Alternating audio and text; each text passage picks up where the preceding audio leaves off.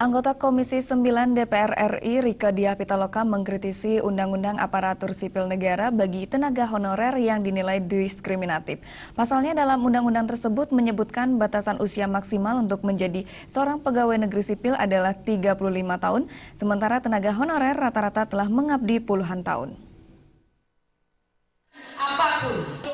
Usai mengikuti acara konsolidasi tenaga honorer di Surakarta, anggota Komisi 9 DPR RI Rieke Diah Pitaloka meminta agar pemerintah mempertimbangkan faktor masa kerja tenaga honorer dan memprioritaskan pengangkatan tenaga honorer yang telah bekerja puluhan tahun.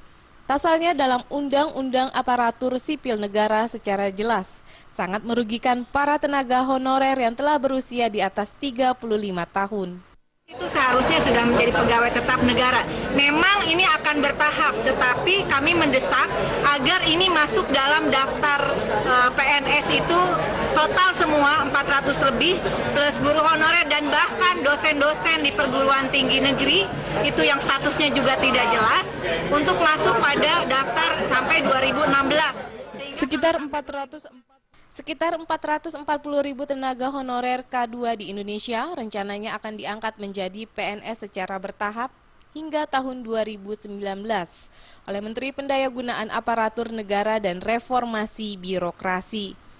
Tenaga honorer tersebut terdiri dari tenaga kesehatan, tenaga pendidik, serta tenaga administrasi dan lain sebagainya.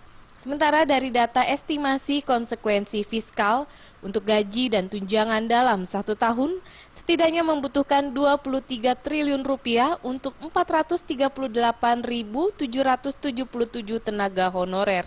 Dari Solo, Jawa Tengah, Heru Kristianto melapor.